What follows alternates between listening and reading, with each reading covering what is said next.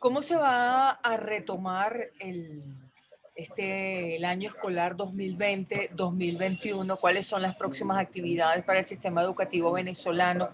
¿Va a ser a distancia? ¿Cómo va a ser? Hasta ahora no hay una directriz clara del Ministerio de Educación y este es uno de los temas que vamos a conversar con Nancy Hernández de Martín, integrante de la directiva de FENASOPADRE. Gracias por estos minutos para contrapunto.com, Nancy. Buenos días, Vanessa, gracias por el contacto.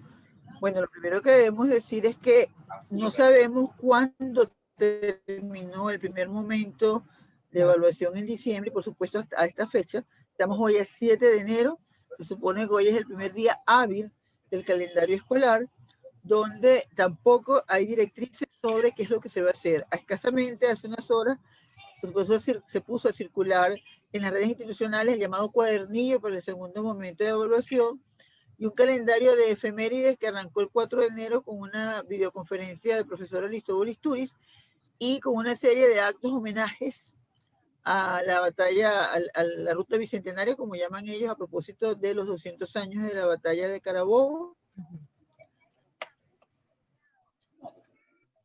Y unos homenajes y no a la escuela formal, por una parte. Y por lo otro, en ninguna de esas orientaciones se señala, por lo menos en las recibidas vía WhatsApp, se señala cómo se va a iniciar el primer momento. Hay una alusión a que probablemente las evaluaciones sean de manera presencial o semipresencial, pero sin ningún tipo de instrucciones. No se aclara. No ha informado cuáles son las medidas de bioseguridad que debe responder él como garante del derecho a la educación para dotar a las instituciones, saber si las escuelas están desinfectadas, si realmente los docentes están en posibilidades de asistir, cuáles son las condiciones físicas en las cuales están los planteles. Y sobre esto quiero hacer un paréntesis, porque lamentablemente por la delincuencia y el descontrol en materia de seguridad que hay, tenemos que lamentar la muerte de un hermano lasallista en el colegio de La Salle de Barquisimeto, que murió a manos de Lampa cuando asaltaba en el colegio. Pero es que eso mismo pasó hace escasamente 24 horas en el colegio Santa Teresa de Jesús de la parroquia San Bernardino en Caracas, donde, bueno, extrañamente, porque eso nunca pasa, la acción policial llevó a que se capturaran 11 personas que estaban desde las 3 de la mañana desvalijando este colegio. ¡Qué barbaridad! Y es un colegio, en los dos casos son colegios de administración privada, tanto en La Salle como en Santa Teresa de Jesús, que además están asociados, por supuesto, a todo lo que es la educación católica en Venezuela, y que ante eso no hay ningún tipo de respuesta. Pero además tampoco hay respuesta ante más del 80% de los planteles físicos, que por la información que tenemos nosotros, que estamos monitoreando, no ha habido ningún programa de mantenimiento, ni menor ni mayor, ni dotación de insumos, ni de servicios públicos para garantizar, no digo la presencia porque va a ser imposible del alumnado y de los docentes, para garantizar la asistencia parcial de personal docente, administrativo y obrero, para tener condiciones de poder recibir o enviar actividades remotas a su alumnado a través de la familia. Nancy, ¿cuántos colegios han sido desvalijados que ustedes tengan conocimiento? En lo que va de año, en este momento, estamos hablando del Colegio de La Salle de Barquisimeto y del Colegio Santa Teresa de Jesús en la parroquia San Bernardino de Caracas, pero estamos hablando de la primera semana de enero. Claro.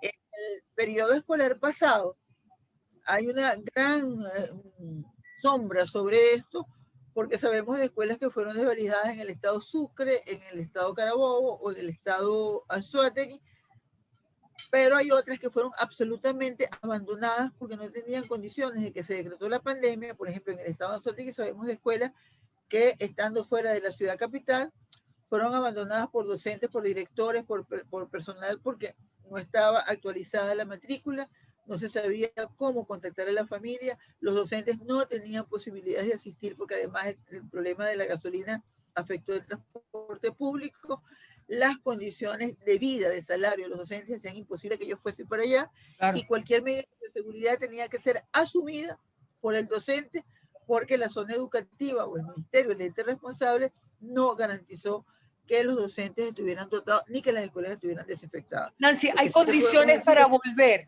¿Hay condiciones para la presencialidad en caso de que se retomara? En este momento no las hay. Nosotros en abril del año pasado, a escasamente 15 días de haberse decretado la suspensión de clases por efectos de la pandemia, dirigimos comunicaciones tanto a la Asamblea Nacional como al Ministerio de Educación, haciéndoles una propuesta de acuerdos en la cual se diagnosticara a través de los directivos y de la comunidad educativa de cada una de esas escuelas las condiciones en las cuales se encontraban los planteles oficiales e incluso privados. Privado, porque por el hecho de ser privado no significa que estén en todas las condiciones. Sabemos que ante el abandono del Estado en materia educativa, en los sectores populares han surgido muchísimas instalaciones privadas de educación por iniciativa de docentes o por iniciativa de la propia comunidad. Hicimos esa propuesta pensando en que al finalizar el año escolar, en el mes de julio, se pudiera tener un buen diagnóstico, si hubiera podido trabajar eso en 15 días, establecer un monto de los costos por escuela, por necesidades. No podía hacer esos montos gruesos. Que además sobre esa base se pudiera pedir la cooperación internacional para establecer prioridades de cómo acondicionar las escuelas. Bueno, nada de eso fue respondido. No hay plan en el Ministerio de Educación. El llamado programa Una Gota de Amor para mi Escuela brilló por su ausencia en el periodo vacacional y en este momento ni siquiera el ministro de Educación ha hecho mención de qué es lo que se va a hacer para acondicionar las escuelas. Lo único que dicen es que deben estar cada 15 días y lo último que apareció en un mensaje que debe haber un censo en cada una de las escuelas que los directivos deben informar para decir cuáles son los maestros que están activos y cuáles están, y cito textualmente, desaparecidos. ¿A qué se Ese es el refiere lenguaje. esto, maestros desaparecidos? Es decir, ¿qué Eso evaluación hacemos? le preguntaría yo al profesor Isturi, ¿qué quiere decir esto con desaparecidos? Maestros que no volvieron a la escuela, maestros que huyeron del país como por parte de la diáspora, maestros que han sido víctimas del COVID-19 y que por supuesto el Ministerio de Educación no lleva ninguna contabilidad sobre eso, maestros que decidieron abandonar la profesión, el oficio, aunque todavía permanezcan en el país. ¿A qué se refiere el ministro Isturi con desaparecidos? Claro. Porque lo que yo pudiera decir es maestros que están activos y maestros ausentes, que es distinto. Pero yo no puedo decir que maestros están desaparecidos porque además no existe ningún procedimiento administrativo abierto en este momento para saber cuáles maestros están activos y cuáles maestros pusieron la renuncia o decidieron abandonar el cargo o simplemente se fueron del país o en las peores circunstancias lamentablemente fallecieron a producto de la pandemia. Nancy, lo que entendemos entonces por lo que nos está contando es que hay un gran vacío de información por parte del Ministerio de Educación para esto que se ha llamado el segundo momento, era antes el segundo lapso del periodo educativo. ¿Qué propuesta harían ustedes ante ese vacío del Ministerio de Educación?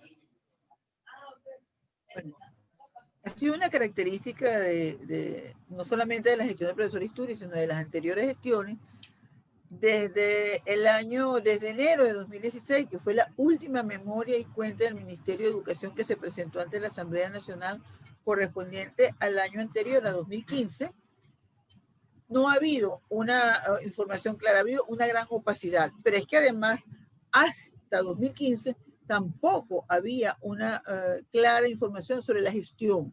Tenemos un presupuesto absolutamente desconocido que no solamente implica la carga de nómina, los programas de que debe aplicar el programa de alimentación escolar, todos los beneficios que deben tener por derecho nuestros estudiantes y nuestros docentes, sino que además se incluye en ese presupuesto todo lo que tiene que ver con las misiones. Y las misiones no son parte de la educación formal.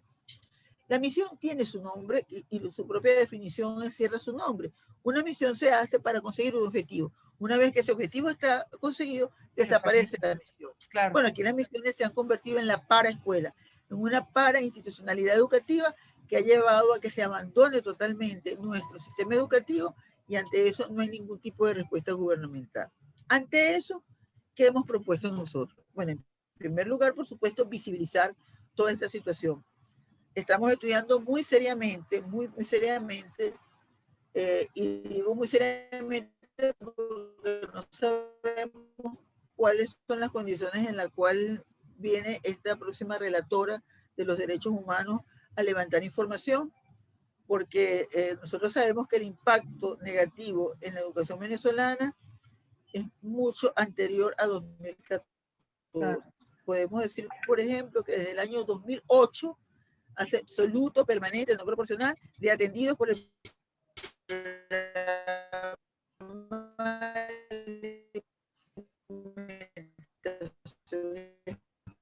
escolar haya subido o bajado el estudiante asistido, y sabemos además que no lo son, porque los estudiantes que vivían en el entorno de cada escuela, a la comunidad vulnerable que estaba en la escuela y a todo aquel que decía organismos afines al gobierno nacional como la VC, las jefes de calle, los consejos comunales, los colectivos que están alrededor de muchas de esas escuelas, que eran quienes administraban el programa de alimentación escolar y quienes deciden quién recibe y quién no recibe.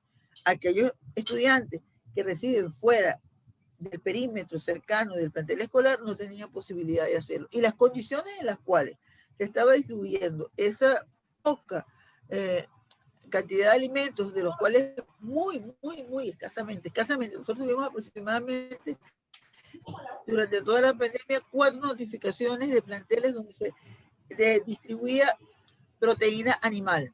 4 de los más de 20.000 planteles en los cuales depende la acción del Ministerio de Educación. Estoy hablando de los planteles oficiales.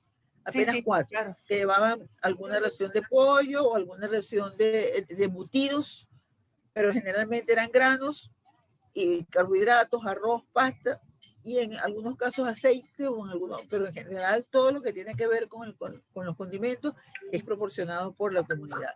Pero además de eso, tenemos el caso de Carabobo, por ejemplo, en el cual en el estado de Carabobo más de 4 meses sin suministro de gas doméstico. Claro.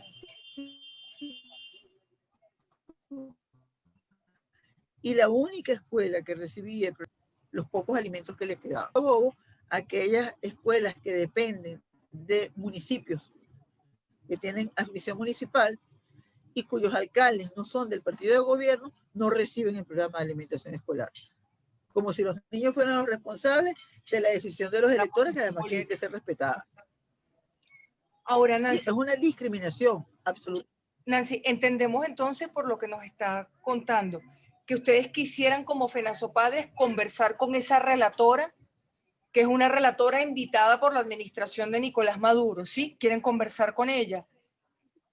Sí, nosotros queremos conversar con cualquier persona que pueda visibilizar el problema, porque pareciera ser que la educación es un derecho y que como en la educación no tiene resultados inmediatos de vida o muerte, entonces eso queda para último lugar. El problema es que cuáles son los resultados de las malas prácticas de política educativa que ha llevado el Estado Nacional.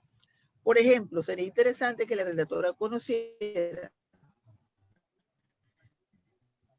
que nuestros muchachos que salen de bachillerato, que salen de educación media, no están capacitados para ingresar a los estudios universitarios en las materias básicas. Por ejemplo, tienen un adecuado manejo del idioma, porque lo que se les está enseñando es a copiar y a tomar dictado y a copiar, independientemente de lo que significa la estructura de pensamiento que debe ser expresada en la lengua escrita. No hay capacidad en este momento para decir que tenemos contenidos programáticos que nos permitan conocer objetivamente el desarrollo de la historia de este país y las condiciones en las cuales este país ha estado desde que somos república, desde 1830 para acá. Y esas carencias fundamentales nos van a llevar a nosotros no solamente a que sea un fracaso incorporarse a estudios superiores, sino que ese estudiante mal formado, desinformado, con mínimas capacidades, es un candidato absolutamente seguro para ser pobre toda su vida, porque no tiene las capacidades para emprender y superarse, porque no las tuvo en las etapas fundamentales de violación flagrante al derecho a la educación, que tiene que ser de calidad, democrática, para fortalecer y estimular el desarrollo de la personalidad del niño y abierta y respetando todas las corrientes del pensamiento. Nancy, entonces tenemos por una parte, hablar con quien sea, incluso con esta relatora se lo han planteado. No ven condiciones para la presencialidad pero también hay críticas para la educación a distancia en la forma que se está haciendo. ¿Cómo retomaría FENASOPADRES el año escolar 2020-2021? Suponemos que el próximo lunes, cuando debería pues retomarse. ¿Qué propuesta haría? Lo primero que había que hacer, que se debió haber hecho en julio, y no se hizo, y tenemos medio año de atraso, es saber dónde estamos, qué contamos. En cada escuela un diagnóstico de cuáles fueron los aprendizajes que se obtuvieron, cómo evaluar esos aprendizajes, que no puede ser la directriz que dio el ministerio en julio, de que tenía que ser aprobado todo el mundo y entregándole su título de bachiller, incluso aquel que había dejado de asistir a través de las actividades en línea o de las actividades a distancia que se programaron. Todo el mundo, estando en quinto año de educación media, tenía que obtener un título de bachiller cuyo papel no tiene soporte real. Los niños que estaban en segundo, tercero, cuarto, quinto, sexto grado tenían que ser promovidos. Y hay un problema muy serio en esos hitos. Uno, el de que ya hablamos de los que se gradúan de bachiller. Dos, el que pasa de sexto grado a primer año de educación media, porque las realidades son distintas. Y ese proceso de transición no se ha definido ni se ha establecido, que se marcan los aprendizajes para toda la vida como ingreso al sistema escolar en primer grado. Eso no se ha establecido, no tienen herramientas los docentes. ¿Cómo hago yo para incorporar a un niño en su primera etapa de socialización a través de las líneas o a través de unas tareas sin conocer, que es lo fundamental de los primeros grados, sin conocer su entorno? Nancy, pero entonces lo que ustedes propondrían, primera actividad para este segundo momento. Evaluación. Evaluación. Hay que saber. En este segundo momento, igualito hay que hacer una evaluación. Recordemos que hubo un proceso electoral. Y no sabemos cómo terminó el año escolar. Segundo, saber cuáles son las condiciones de la escuela. La presencialidad es un atributo, pero absolutamente inherente, acompasado, que forma parte de la estructura del sistema educativo en gestión básica. Entonces, lo primero es, bueno, ¿cuáles son las condiciones de presencialidad? Vamos a ser honestos. ¿Cuáles son las condiciones que hay para preservar la salud y la bioseguridad de docentes y de la comunidad? Claro.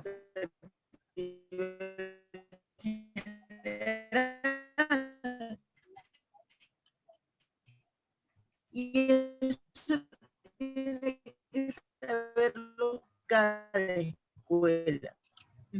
Que cada escuela haga su diagnóstico. Por ejemplo, en el estado de Suárez, un plantel donde hace 2 años,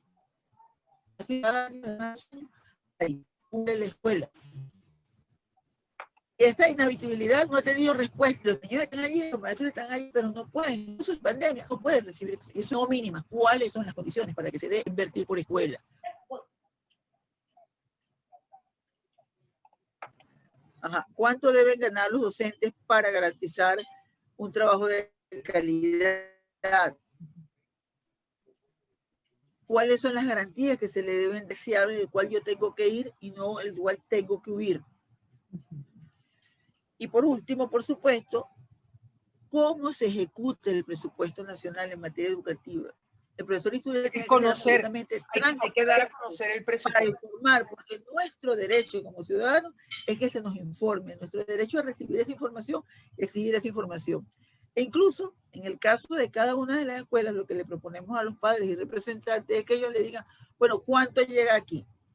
¿Quién paga el internet? ¿Por qué no tenemos internet? ¿Por qué no hay electricidad? ¿A quién le reclamamos? Organizarnos para poder incidir y garantizar que nuestros hijos tengan la educación que se merecen. Pero para eso hay que organizarse, para eso hay que conocer los derechos.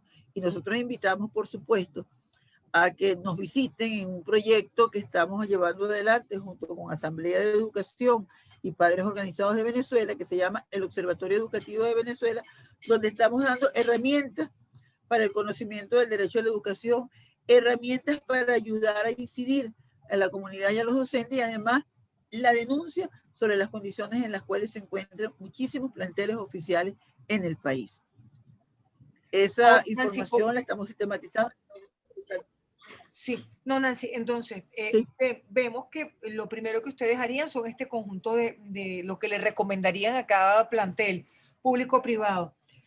Condiciones, evaluar qué tanto se aprendió, qué tanto se dejó de aprender, las condiciones del plantel, las condiciones para continuar la educación a distancia. Es decir, todo esto habría que evaluarlo primero. Ahora, Nancy, cuando dicen que no hay condiciones para la presencialidad, ¿no ven condiciones para que las escuelas retomen la presencialidad durante todo el año 2021 o en estos primeros meses? Mientras no se acometa un plan responsable de acondicionamiento de esas escuelas, va a ser muy difícil. No porque no queramos, sino porque no hay una decisión de política del Estado de acondicionar esos planteles. Lo otro es que nosotros tenemos, como todo el mundo lo sabe, porque ya es casi que un lugar común plantearlo, que Venezuela tiene la peor conectividad de América Latina y la segunda peor del mundo. A distancia, si no tengo ni siquiera un servicio eléctrico permanente, donde, por ejemplo, en el estado Zulia, en las horas en las cuales no cuento con el servicio eléctrico, son precisamente las horas en las cuales debe asistir la comunidad o los docentes para dar las orientaciones Pero correspondientes. entonces, ¿continuamos en Yo no esas le puedo condiciones? ¿Continuamos a distancia en esas condiciones o volvemos en las condiciones que ya sabemos deplorables en las que están nuestros planteles? El Y tema con es que nuestros ni maestros siquiera mal estamos, pagados. Vanessa, es que ni siquiera estamos, es que es terrible porque el panorama es muy negro para la familia venezolana y para los docentes. Nosotros en este momento no tenemos conocimiento y por eso exigimos esa información de que haya un plan por parte del despacho de educación hacia la atención para garantizar en determinado tiempo, mediano plazo o el año que viene o a mediados de año, que nuestras escuelas tengan actividad presencial. En este mes de enero, las informaciones que tenemos es que el rebrote del coronavirus ha agarrado mucho más fuerza que el mes pasado por todas estas medidas de relajamiento que hubo durante el mes de diciembre. Eso, por supuesto, la escuela venezolana y las comunidades educativas no escapan de esa situación. Entonces, lo primero que hay que exigirle al Estado venezolano es: tienes que presentarme un plan de en qué tiempo me vas a acondicionar las escuelas, cuánto cuesta por cada escuela, a quiénes voy a beneficiar, cómo va a funcionar el programa de alimentación escolar, cuál es la gente que lo va a administrar. No puedo darle una utilización política partidista a la distribución del plan de alimentación escolar. No puedo discriminar a nadie que esté en la comunidad educativa por razones de índole ideológica o de pensamiento o de militancia partidista o no militancia partidista. Y eso, profesor Istúriz, tiene que entenderlo. Él es ministro de Educación de todos los venezolanos, no de los militantes ni de las familias militantes de sus amigos, es de todos los venezolanos. Y como tiene una responsabilidad para todos los venezolanos, tiene que dar respuesta para todos los venezolanos. Entonces, Nancy, lo plantearían a cada escuela lo que conversamos antes, su evaluación muy particular y del Ministerio de Educación la definición del plan para volver a la presencialidad, incluso en este año escolar, que le quedan En unos este año cuantos escolar, meses por delante. si pudiese, porque no sabemos cuáles son las condiciones, pero si pudiese volver, lo ideal sería que estuviéramos pensando en cómo volver. Hay incluso algunas propuestas de algunos dirigentes de la educación privada de establecer el sistema semipresencial. El problema es, Vanessa, que yo no puedo en educación hacer eso, porque la educación es un comercio de servicios de cierro hoy, abro mañana y pasa lo mismo. No. Si yo voy a clase hoy y estoy en primer grado y dejo de ir un día y voy al otro día, lo que aprendí en ese día no tiene continuidad y se pierde, sobre todo cuando se están comenzando a adquirir los hábitos de estudio, se pierde. Pero además, en el caso de las oficiales, si yo voy hoy y fueron 10 alumnos y mañana le tocó otros 10, pero esos 10 no pudieron ir, resulta que cuando vuelvan a ir los otros 10, no me garantiza nadie que sean los mismos que les tocaba, a lo mejor son otros. Entonces, cuando el maestro tiene que repetir y repetir y repetir contenido y no sabemos cómo hacer seguimiento. Entonces, semipresencial no. Es muy riesgoso porque no hay garantía de que se adquieran los conocimientos. Y aquí en Venezuela son muy pocos, digamos, los colegios, esas islas de excelencia, esos núcleos de excelencia educativos que son fundamentalmente privados porque no hay ningún oficial que pueda calificarse de esa manera, están cuidándose mucho de cómo hacerlo, porque ellos saben lo que implica atender una población entre 800 y 1.200 estudiantes de todas las edades, si con el riesgo que significa, aún cuando ellos tomen las medidas de bioseguridad, porque no hay condiciones, pero además, que es lo otro que quería decirte, nuestros docentes no están formados para impartir educación a distancia. Y eso es una de las cosas. La educación a distancia no se refiere al plan Cada Familia en Escuela o a los videos que me pongan en YouTube o a los programas de radio que salen. Aquí hay una experiencia riquísima en Venezuela en educación a distancia que tiene dos modelos. Uno es el modelo de Fe y Alegría que todavía está vigente. Y el otro fue el modelo del antiguo Instituto Nacional de Cooperación Educativa que lamentablemente fue abandonado, pero en el cual había mecanismos y personal, instructores y docentes formados para evaluar los aprendizajes a distancia. Pero el aprendizaje a distancia se da cuando tengo el hábito instalado. Claro. No puedo hacerlo cuando no lo he tenido, porque tengo que empezar por instalar ese hábito. Nancy, pues estamos sufriendo el Internet, todas las fallas del Internet que hemos descrito, las clases en estas condiciones realmente, qué tortura Bueno, para la familia. Y si para esto es, bueno, vamos a extrapolar, Vanessa. Si esto es una entrevista entre dos personas que además están trabajando un tema conocido, que están dirigiéndose a un público adulto, que tienen las conexiones más o menos mejores que el resto del país porque estamos en la ciudad capital, ¿tú te imaginas lo que significa para una maestra en Tucupita tratar de dar lecciones por internet? O una maestra en el Táchira que no pueda dar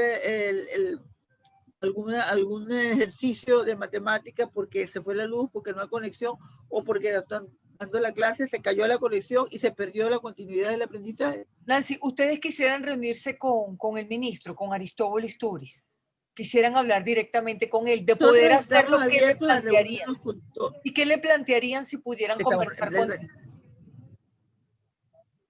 Profesor Istúriz, uno, conocer cuál es el presupuesto asignado a la educación en Venezuela. Dos, cuánto de ese presupuesto se ha ejecutado y en qué programas. Tres, cuáles son las prioridades que ha establecido el Ministerio de Educación. Cuatro, cuál es el plan para garantizar que esta evaluación que para nosotros y para los docentes ha sido muy negativa del plan Cada Familia en Escuela pueda retomarse y qué mecanismo está utilizando para resolver ese problema. Cinco, ¿cuál es la garantía de que nuestros muchachos que se les otorgó un título de bachiller sin soporte puedan realmente recuperar ese conocimiento perdido? Porque es una generación de estafados desde el punto de vista educativo. Claro. Y seis, ministro, ¿cuáles son los docentes de sus supervisores que no entraron en campaña electoral y establecieron y utilizaron las redes institucionales para hacer campaña en el pasado proceso del 6 de diciembre? Porque sépalo usted que lo hicieron. Y tenemos pruebas de que eso pasó cuando está absolutamente prohibido, porque en la escuela básica la actividad político-partidista está absolutamente cercenada. ¿Por qué? Porque nuestros muchachos no han alcanzado la mayoría de edad y no tienen todavía la plenitud de goce de sus derechos políticos. Es por esa razón que se prohíbe, para evitar la manipulación de niños y jóvenes hacia una orientación específica. Nancy, que para cerrar la conversación, sobre todo por el pánico a que el Internet nos deje hablando solas a las dos, realmente, ¿qué ustedes como FENA, sus padres, por ejemplo, qué les recomendarían a los papás, a las mamás, a las familias? ¿Y qué les recomendarían a los maestros?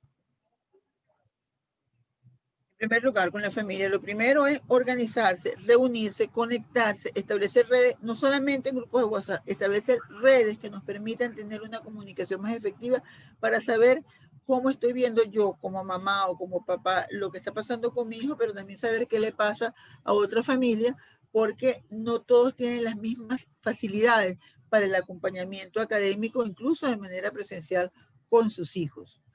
Eso es primero, organizarse, establecer redes, constituirse en grupos de apoyo para poder, y en grupos de reclamo, por supuesto, para poder exigir su derecho. Segundo, establecer una comunicación muy efectiva con el docente. El docente no es responsable de la situación en la cual está pasando este país. El docente está pasando por las mismas penurias que está pasando toda la familia venezolana. Un docente que además tiene su cabeza llena de problemas porque no tiene para el mercado, porque le van a cortar los servicios, porque el sueldo no le alcanza, porque no tiene cómo garantizar la manutención de las medicinas o el vestido y calzado, que además tiene que utilizar sus datos de internet porque el Estado no le garantiza conectividad para poder hacer lo humanamente posible y muchas veces lo hace. Acompañar al docente en ese sentido y entender, ponerse en los zapatos del otro, los docentes en los zapatos de la familia y la familia en los zapatos del docente, para juntos, que es la educación de ese alumno y es la educación de ese hijo. Tenemos el mismo objetivo, docentes y padres, que es garantizar una educación de calidad para ese muchacho.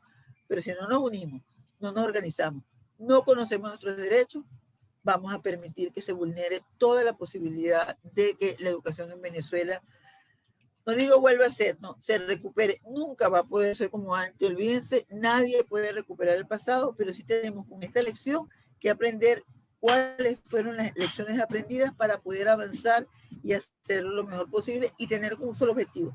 Nosotros como Estado, como sociedad, tenemos que garantizar en un plazo más mediano que largo la presencialidad en nuestras escuelas. Y para eso hay que seguir el Estado que dé las condiciones para que eso pueda haber.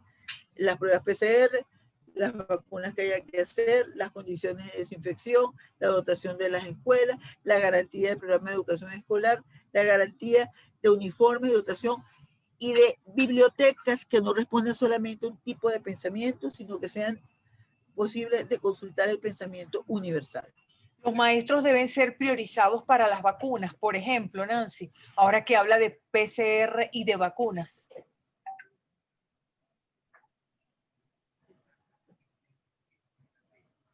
Porque son los que están en contacto con mayor cantidad de población, así como el médico y la enfermera.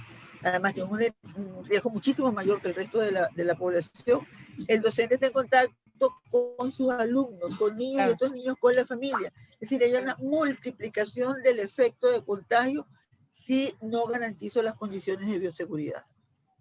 Entonces, vacunas para los maestros. Creo que los docentes deben ser de prioridad, pero si lo primero que está pidiendo el ministro es quiénes están activos y quiénes están desaparecidos, ya ahí realmente me resulta capcioso ese tipo de expresión, porque entonces lo que está detrás, si estoy desaparecido es porque me van a buscar, si me van a buscar me van a perseguir, si me van a perseguir es porque yo pienso distinto. Y si pienso distinto, pues entonces soy un enemigo del Estado o de los administradores del Estado en este momento. Es decir, no es necesario ser muy profundo para leer el discurso que hay detrás de esas líneas.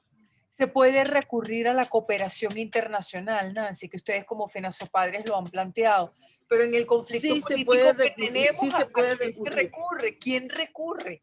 ¿Quién recurre a esa cooperación internacional con la crisis de poder? Fíjate, en el año 2014, en el 2014 nosotros tuvimos oportunidad de conversar con representantes de la UNESCO ante la preocupación de los diferentes cambios y actualizaciones curriculares que en ese momento estaba ejerciendo para ese entonces el ministro Héctor Rodríguez, que ahorita es gobernador de Miranda. En ese momento nosotros le planteamos a la gente de la UNESCO que teníamos preocupaciones porque no se estaba respetando lo que establecía el Pacto Internacional de Derechos Económicos, Sociales y Culturales en su artículo 13 sobre una educación de calidad diversa y plural. ¿Y cuál fue la respuesta de la UNESCO? Nosotros estamos abiertos a cualquier apoyo internacional en tanto que el Estado venezolano nos los pida. Pero el Estado venezolano tiene 7 años, Vanessa, desde 2007 hasta 2014, que no asistía a ninguno de los eventos convocados por UNESCO para la actualización curricular, a ninguno. No, entonces, ¿cuál es realmente el interés por entrar en el mundo global, por educar ciudadanos para el mundo, por tener una educación competitiva? Si durante 7 años no asistí, desde 2007 hasta 2014, a ninguno de los eventos convocados por un organismo de las Naciones Unidas. No estamos hablando de ningún partido, ni no. Naciones Unidas, del cual Venezuela es país miembro y firmante de este pacto y de muchos otros.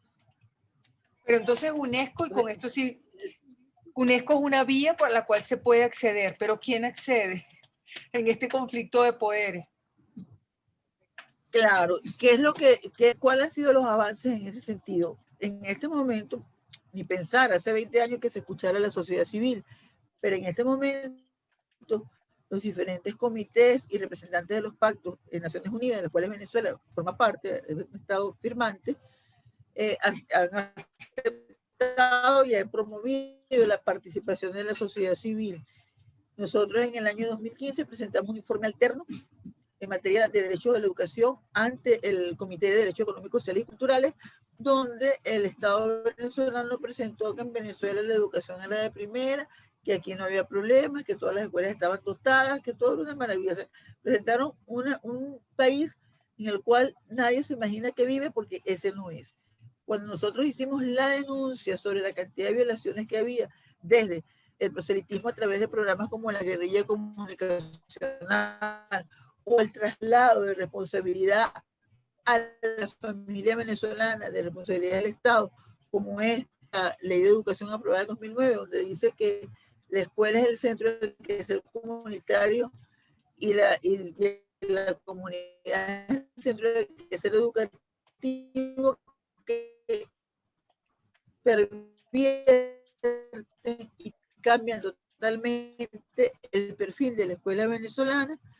Hicimos de parte del Comité del Estado venezolano de cara a todos los muchachos, pero además también de prohibir el proselitismo de programas como la guerrilla comunicacional en las escuelas. Eso no se ha cumplido y cada vez más es mucho más la violencia a través de el movimiento bolivariano de familia, que se define como un movimiento revolucionario y socialista, es decir, la familia que no sea ni revolucionaria ni socialista puede entrar en ese movimiento.